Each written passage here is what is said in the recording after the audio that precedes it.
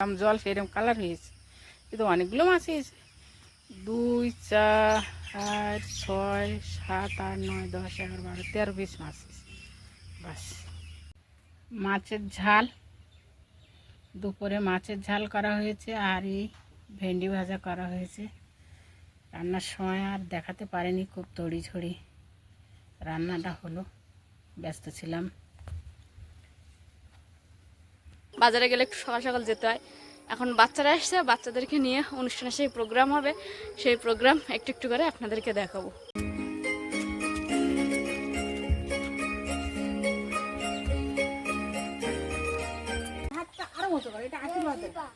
যত অনুষ্ঠান কাছাকাছি আসছে, বাচ্চাদের মনের মধ্যে একটা আনন্দ অনুভূতি কাজ করছে, সেই সঙ্গে সঙ্গে জোর কদমে তাদের অনুষ্ঠানের প্রস্তুতি চলছে। আর বাচ্চাদেরকে গিফটটা পাঠিয়েছে কলকাতা থেকে আমাদের একজন জেঠিমা। আমরাও যেমন বাচ্চাদেরকে ভালোবাসি, তিনিও সেইভাবে বাচ্চাদেরকে আদর স্নেহ করেন। নমস্কার, সাথী বিপ্লব ব্লগের সমস্ত দর্শক ওদিকে জানাই স্বাগত। আজকে সম্পূর্ণ একটা নতুন পর্ব শুরু করছি। পর্বটা অবশ্যই আপনাদের ভালো লাগবে, আর ভালো লাগলে একটু কমেন্ট, লাইক, শেয়ার করে আমাদের বন্ধু হয়ে যাবেন। আর যারা নতুন দেখছেন তারা আজই আমাদের বন্ধু হয়ে যাবেন। অনেক ঝড় ঝামটার মধ্য দিয়ে আমরা আপনাদের নতুন কিছু দেখাবার চেষ্টা করছি। আজও সেই ঝড় ঝামটার মধ্য দিয়ে ভিডিওটা শুরু করছি, তো চলুন সঙ্গে থাকুন। জাল দিয়েছিলি নাকি?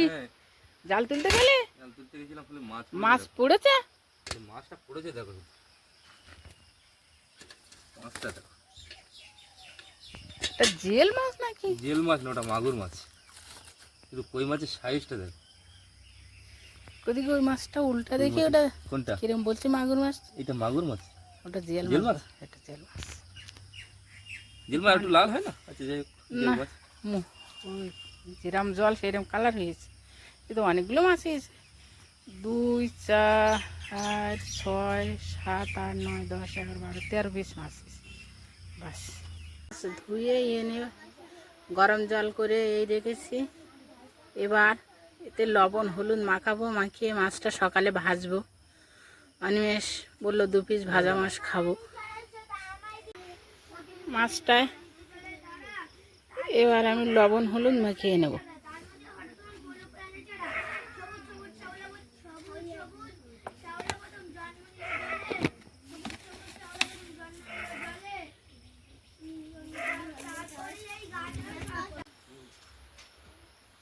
কড়াটায় হালকা তেল দিয়ে নিলাম, তেলটা গরম হলে মাছ ভাজবো। মাছটা এক খোলা দিয়েছি, এক খোলা প্রথমে ভেজে নেব, তারপরে আর এক খোলা হবে। এক কড়াই মাছ ভাজা হয়ে গেছে, এই মাছটা এবার আমি তুলে নেব। মাছ হয়ে গেছে, এই তুলে নিলাম। আবার আমি আর একবার দেবো, আর একবার দিলে মাছটা সব ভাজা হয়ে যাবে। আর একবার এই দিয়েছি, এটা লাস্ট। মাছটা ভাজা হয়ে গেলে সব মাছ ভাজা হয়ে যাবে। বেশি থাকে না, একটা ফাইন করে ওই যে দেখা যাচ্ছে, একটা সোজা উপরে টেনতে।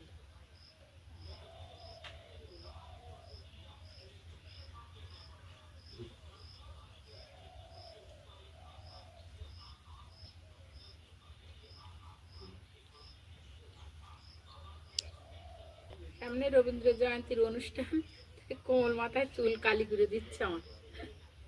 কোমল আমার ভাইপো, ও যখন ছোট্ট, হসপিটাল থেকে আনার থেকে নিয়ে শুরু করে, ও সেই ছোটোবেলাতেই আমার বারান্দায় ওর মা শুবি রেখে যায়, এখানে খাওয়া দাওয়া খেলাধুলা। মিলু তাই, মিলি আগে যখন কথা বলতে শিখলো, হাঁটতে শিখলো, নাকো নাকো পিসিমণি আমি রান্না করে দিচ্ছি, তোমার আমি রান্না করে দিচ্ছি। কত কাজ ছুটে ছুটে হাঁড়ি করা, আনা, রান্না করা, আনাজ ধোয়া, কত কি করতে যাবে। তখন পুকুরের ঘাট ছিল, কাঠের ঘাট। আমি নাক দিয়ে যেতাম না, পুড়ে যাবি পুড়ে যাবি, নাকো নাকো আমি নেমেছি তুমি নাকো। চুল তো কালি করা হয়ে গেল। এবার গাছের থেকে অনেকটা ভেন্ডি তুলেছে অনিমেষের বাবা। এই ভেন্ডিগুলো আমি আগে আজকে ধুয়ে নিচ্ছি, ধুয়ে নিয়ে কুচে ভাজা করব, তার জন্য বসলাম। আর অনিমেষ যে সকালে মাছ ধরেছে, মাছটা শুধু ঝাল করব।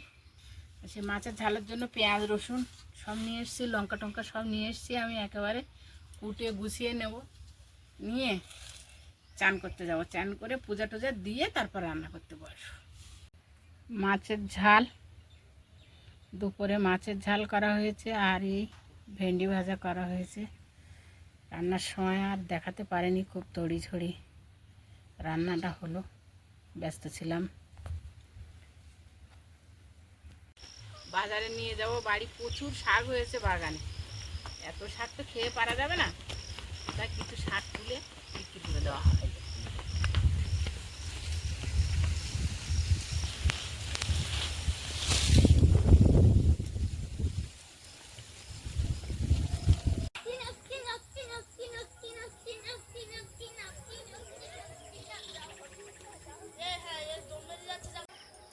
শাক তুলে নিয়ে বাবা আর ভাই দুজনে বাজারে চলে গেছে। আমরা একটু রেস্ট করছিলাম, বাজারে গেলে একটু সকাল সকাল যেতে হয়।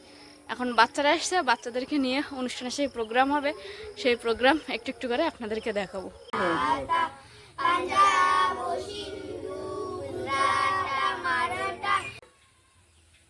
ওনার উদ্দেশ্যে আমরা নীরবতা পালন করবো 1 মিনিট। সবাই 1 থেকে 7 পর্যন্ত মনে মনে গুনবে, আমি বলবো নীরবতা ভঙ্গ, তখন সবাই চেয়ে দেখবে, ঠিক আছে? চক্ষু বন্ধ করে হাত জোড় করে সবাই মনে মনে 1 থেকে 7 পর্যন্ত গুনো।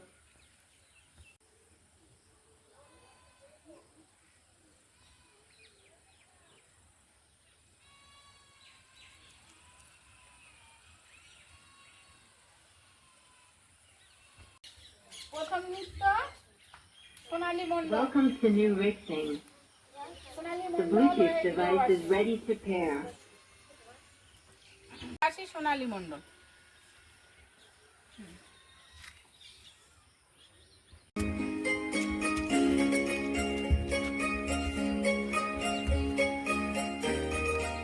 আমাদের এই প্রোগ্রামটা আমরা 3-4টে বিষয়ের উপরেই করছি, খুব একটা বড় না, তবে একেবারেও ছোট বলা যায় না। নাচ, আবৃত্তি, একটু বক্তৃতা, আর সঙ্গে আছে গজিউলাই। তবে এখন একটু একটু করে দেখাবো, সবটা কিন্তু দেখাবো না। অনুষ্ঠানের দিন পুরো পর্বটা আপনাদেরকে দেখাবো কি কি হচ্ছে। আজকের একটু আপনাদেরকে দেখাতেই পারি, কারণ সবসময় আমি একা দেখি, বেশ ভালোই লাগে, তো ভাবলাম আপনাদেরকেও একটু দেখাই।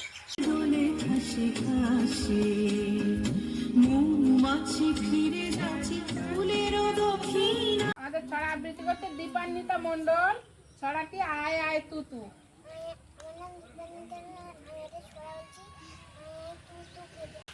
আচ্ছা, আমাদের একটা ছড়া আবৃত্তি করবে তোমাদেরই ছোট ভাই শান্তনু। শান্তনুর জন্য একটা জোরছে হাততালি। আমি শান্তনু মণ্ডল, আমাদের কবিতা বলছি।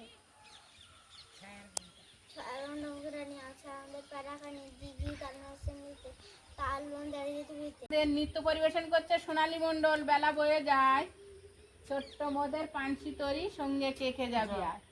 সোনালীর জন্য একটা জোরছে হাততালি। এইবার আমাদের কবিতা আবৃত্তি করছে শিল্পা মণ্ডল, ওইখানে বা পুকুর পাড়ে। আর এই আমি ক্লাস 2 পড়ি, আমি একটা কবিতা আবৃত্তি করে শোনাচ্ছি। কবিতার নাম ওইখানে মা পুকুর পাড়ে। আচ্ছা, এইবার আমাদের গজব লাইভে কে আসছে? মিলি। আচ্ছা, ঠিক আছে, মিলি শাড়িটা পরে নাও, নিজে নিজে পরে নাও, দেখি কিরম করতে পারো। ওটা আসলা হা।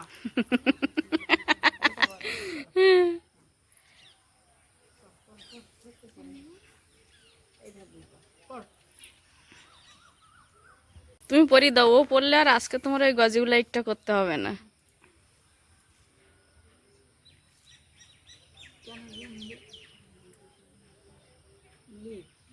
আমরা ছোটবেলায় এরকম করতাম। হ্যাঁ, বড় হয়ে গেছি, বন্ধু বান্ধব কোথায়, যখন একা থাকি তখন মাঝে মাঝে মনে হয় কি কোথায় আজ খুঁজে পাওয়া যায় না।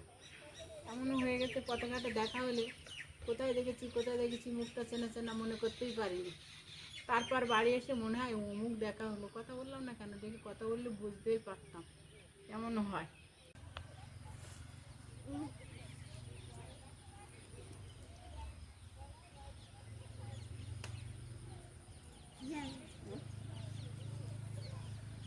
এরকম এদের ছোট ছোট ছোট ওড়না হলে ভালো হয় মা। আচ্ছা ঠিক আছে। আমার কাছে দুটো স্কার্ফ আছে, আমার যে স্কার্ফ ওড়নাগুলো আছে না, ওই দুটো দিলে মনে হচ্ছে ভালো হবে। এগুলো অনেক বড় বড় হয়ে যাচ্ছে।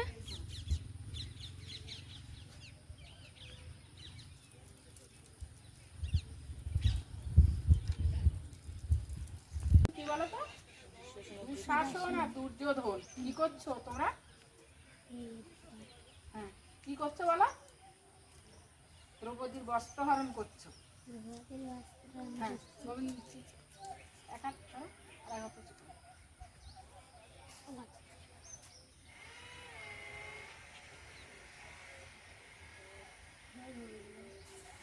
ওরম না, এইটা এখান থেকে ছেড়ে দিতে হবে, দিয়ে একদম জোর। এই সত্যি সেই কি চক্র কই, চক্র নিয়ে আসে এই ছোট ছোট হাতটা আরো মতো করে, এটা আশীর্বাদ দেয়। যত অনুষ্ঠান কাছাকাছি আসছে, বাচ্চাদের মনের মধ্যে একটা আনন্দ অনুভূতি কাজ করছে। সেই সঙ্গে সঙ্গে জোর কদমে তাদের অনুষ্ঠানের প্রস্তুতি চলছে। কণ্ঠ ভেদ করে ডাকো হে গোবিন্দ, খুব জোরে আর্তনাদ করে, হ্যাঁ খুব আর্তনাদ করতাম। নৃত্য পরিবেশন করছে মিলি দাস। মিলি দাসের জন্য একটা কি হচ্ছে,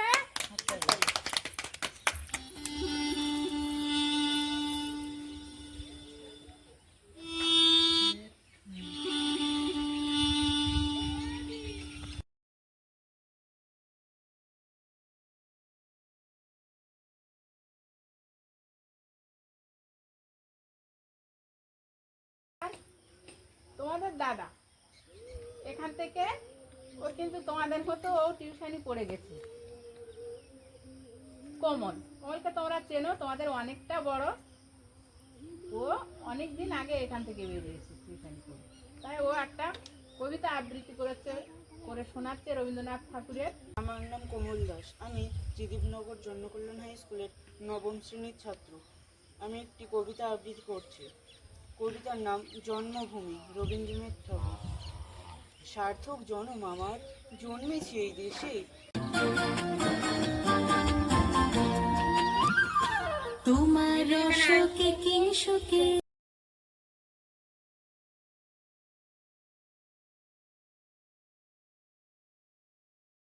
আজকের ওদের নাচ গান যা যা আছে অনুষ্ঠানের জন্য প্র্যাকটিস, সেটা ছাদেই হবে, আমাদের বাড়ির ছাদে। আর মার আমি ভাবছিলাম যে অনুষ্ঠান কোথায় হবে, কারণ এখানে একদিন ছাড়া একদিন প্রতিনিয়ত ঝড় বৃষ্টি হয়ে চলেছে। হয়তো আমরা অনুষ্ঠানটা ছাদে করবো, যেখানে ওদেরকে এখানে এনে প্র্যাকটিস করানো হচ্ছে। আর আরও একটা জিনিস, যেটা বাচ্চাদের জন্য প্রচুর গিফট এসছে, সেই গিফটগুলোও আপনাদেরকে দেখাবো। এখনও বাচ্চারা জানে না যে ওরা অনুষ্ঠান করছে, অনুষ্ঠানের পরে ওরা যে কিছু গিফট পাবে সেটা ওরা নিজেরাও জানে না। ওরা জানে এমনি শুধু প্রোগ্রাম হচ্ছে মানে প্রোগ্রাম হচ্ছে। তো এটা ওদের থেকে সারপ্রাইজ রেখে ওদেরকে নাচ গান করানোর পরে ছেড়ে দিয়ে আমরা এটা আপনাদেরকে দেখাবো। আর ওরা একেবারেই জানে না বিষয়টা। পড়াশোনা করার পরে ওদেরকে ছেড়ে দেওয়া হয়েছে। এখন প্রায়শই বৃষ্টি হচ্ছে একদিন ছাড়া একদিন, তাই আমাদের বাড়ির সামনেই রাস্তা, ওখানেই ওরা খেলা করছে। প্রদীপা, তুমি খেলা করছো না, শুধু ঘুরছো কেন?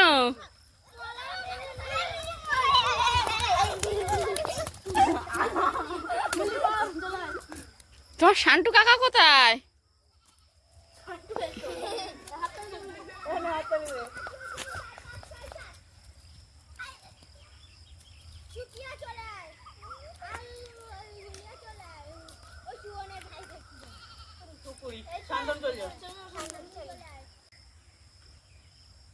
ওখানে মিলি চোর গেছে, 1 2 3 4 করে গুনছে 7 পর্যন্ত। এরা ছুটে ছুটে যাচ্ছে, যে ও ফিরে দেখবে যে নড়ছে তাকে আউট করে, মানে সে আউট হয়ে যাচ্ছে, গিয়ে ওর পাশে গিয়ে দাঁড়াচ্ছে।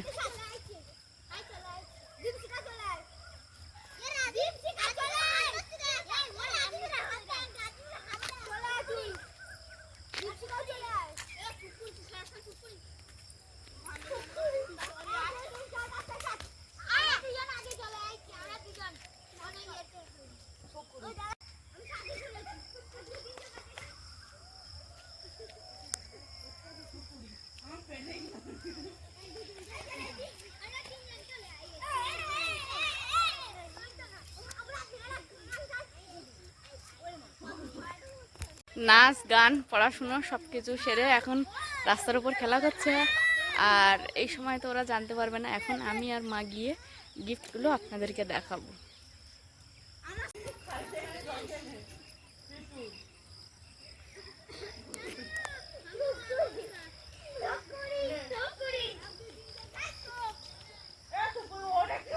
আর বাচ্চাদেরকে গিফটটা পাঠিয়েছে কলকাতা থেকে আমাদের একজন জেঠিমা। আমরাও যেমন বাচ্চাদেরকে ভালোবাসি, তিনিও সেইভাবে বাচ্চাদেরকে আদর স্নেহ করেন, যে কারণে ভাবলো যে আমাকে ফোন করেছিল উনি যে সাথে অনুষ্ঠানটা করছো, কি হচ্ছে না হচ্ছে আমি বিষয়টা বলেছিলাম। তারপর উনি বললো ঠিক আছে, তাহলে আমি বাচ্চাদেরকে একটু খাবার দাবার দিতে চাই। তারপর উনি কন্ট্যাক্ট করলো, সেইভাবে একটু খাবার দাবার পাঠিয়েছে, সেটাই আপনাদেরকে দেখাবো।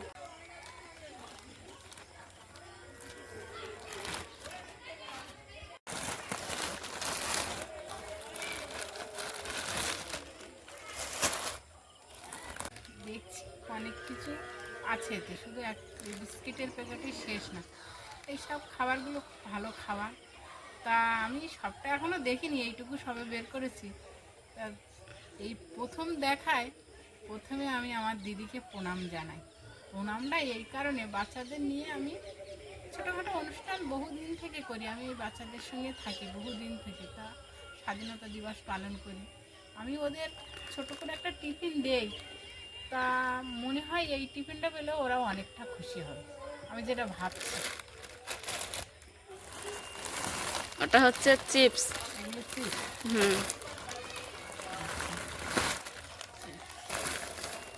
এগুলো কি আছে? হচ্ছে হ্যাঁ, কালার যে পেন্সিল 12 পিস এক প্যাকেটে থাকে ওইটা।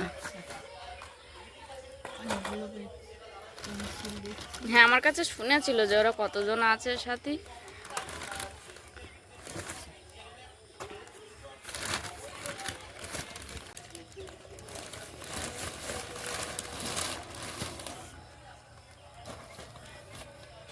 এগুলো কেক। কেক আছে।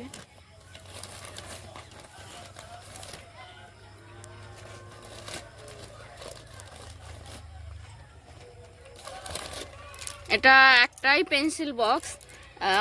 শুনছিল কে কি অনুষ্ঠান করছে, তাই বললাম যে এরকম একজন অনেকগুলো পারফরমেন্স সে একাই করছে, তো তার জন্য স্পেশালি ওটা।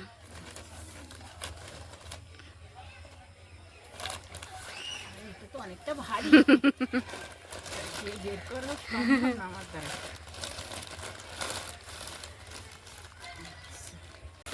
এগুলো কি মা এর ভিতরে? ওর ভেতরে হচ্ছে ম্যাঙ্গো জুস হয় না, ওই প্যাকেট।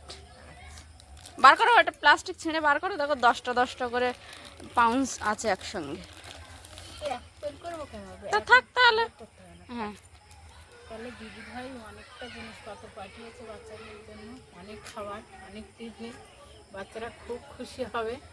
মা বাচ্চাদের যে গিফট মানে খাবারগুলো এসছে সেগুলো সব খুলে তো আপনাদেরকে দেখালো, আর এখন এগুলো আমি আবার এইটার মধ্যে ভরে রেখে দেবো। এখন একটা জায়গায় থাকলে বেশ আমরা যখন প্যাকেট করবো হাতের কাছে সাথে সাথে পেয়ে যাবো। এটা সেই বললাম তো যে মাজার যে ছোট ছোট প্যাকেট, এটা অনেকটা ভারী, তাই মা বললো একেবারে তুমিই ব্যাগটা গুছিয়ে দাও।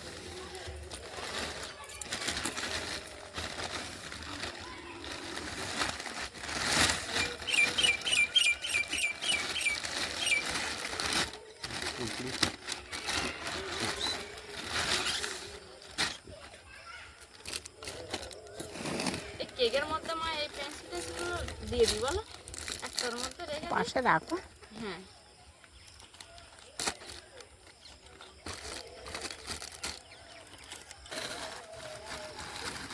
হয়েছে। Thank you. ভালো মেয়ে, সাজাতে গোছাতে ভালো পারে। আচ্ছা, একটা হাতে করে নিয়ে চলো, ওখানে গিয়ে ব্যাগে না রেখে দিই। সব থেকে বড় কথা, বাচ্চারা যখন এইগুলো পাবে তখন ওদের আনন্দের আর শেষ থাকবে না, কারণ ওরা জানে ওরা শুধু প্রোগ্রাম করবে, কোনো গিফট বা খাওয়ার ওদের জন্য নেই। ওরা শুধু এখন মানে ফোকাস করছে যে কে কত ভালোভাবে অনুষ্ঠানটা করতে পারে। তারপরে যখন এগুলো পাবে ওদের মুখগুলো সত্যিই দেখার মতো, আর ওদের ওই যে নিষ্পাপ মুখগুলোই এক গাল যখন হাসিতে ভরে উঠবে এই খাবার দাবারগুলো না পাওয়াটা। তো হ্যাঁ, ওরা একটুতেই খুব খুশি হয়। তবে সেই খুশিটা আরো দ্বিগুণ বাচ্চাদের সঙ্গে আমাদের 4 জনকেও পাঠিয়েছে ওই খাবার। তুমি জানো না হয়তো মা, আমি প্রথম জিজ্ঞাসা করেছি যে বাচ্চা কতজন, তো আমি বলেছি, বলার পর বলছে তোমরা বাড়িতে কতজন আছো বলে, আবার আমাদের 4 জনকে ওর সঙ্গে নিয়েছে, নিয়ে আমাদেরও খাবার পাঠিয়েছে, কালার পেন্সিলটা বাদে। কতটা ভাবে উনি সেটা এখন আমরাও নিজেরা ভাবছি। সত্যিকারে খুব বড় মাপের, বড় মনের মানুষ। হ্যাঁ, এটা 100 বার। মাঝে আমাদের এই খাওয়ার জলের কলটা একটু খারাপ হয়ে গেছিল, জলে একদমই উঠছিল না, তখন কয়েকদিন কেনা জল খেয়েছিলাম। তারপর বাপের বাড়ি থেকে এসে আজ বহুদিন পরে যাচ্ছি জল আনতে, জানি না কলের অবস্থা কেমন আছে। বাচ্চারা আমার হাতে ড্রাম দেখে বলছে 1 ড্রাম জলটা আনতেই দেখবে তোমার কত কষ্ট। এখন যাই গিয়ে দেখি কি অবস্থায় আছে কলটা।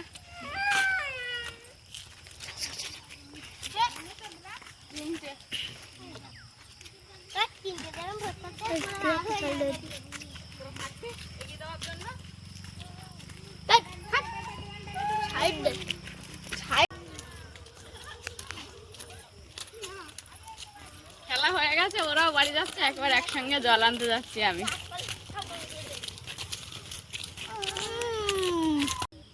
কলে মোটামুটি জল উঠছে, তবে আগে যেটা খুব সহজেই উঠতো সেরকম না, একটু টাইট হয়ে গেছে, টানতে কষ্টও হচ্ছে।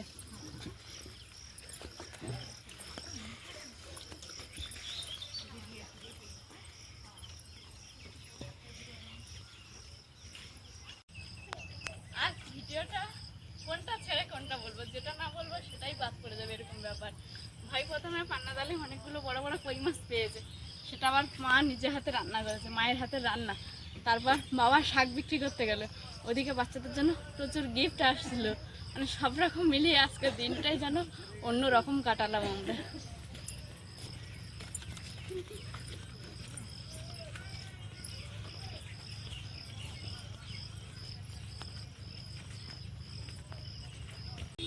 আজকে দিনটাও যেমন সুন্দর, তেমন সুন্দর যেন মেঘের রংটাও। তবে কালো মেঘ দেখা যাচ্ছে, মনের মধ্যে একটু ভয়ও হচ্ছে যে আবারও ঝড় বৃষ্টি হলে কালকে সকালে কাজ করতে না জানি কত নাজেহাল হতে হবে। জেঠিমাকে অন্তর থেকে অনেক অনেক ধন্যবাদ, কারণ আমাদের এই বাচ্চাদের অনুষ্ঠানের দিনের যে খুশিটা সেটা আরও দ্বিগুণ বাড়িয়ে দেওয়ার জন্য, আর এইভাবে আমাদের পাশে এসে দাঁড়ানোর জন্য। তো সবশেষে একটা কথা বলবো, আজকের মাছ ভাই পান্না জালে মাছ ধরেছিল, সেখান থেকে পর্বটা শুরু করেছিলাম, আর লাস্টে বাচ্চাদের প্রচুর রকমের খাবার দিয়েই পর্বটা শেষ করছি। আজকের মতো আপাতত এই পর্বটা এখানেই রাখছি। দেখা হচ্ছে আগামী দিনে দুপুর 1টা। ততক্ষণের জন্য আপনারা সকলে ভালো থাকুন, সুস্থ থাকুন, নিজেদের সকলের প্রতি খেয়াল রাখুন। আমার সকল বয়োজ্যেষ্ঠদেরকে জানাই অনেক অনেক প্রণাম, সমবয়সীদেরকে জানাই অনেক অনেক ভালোবাসা, ছোটদেরকে জানাই আদর ও স্নেহ। আরও একটা কথা যেটা আমি সবসময় বলে থাকি, সাথী বিপ্লব ব্লগের সঙ্গে সদা সর্বদা জুড়ে থাকবেন। নমস্কার, আজ তাহলে আসি।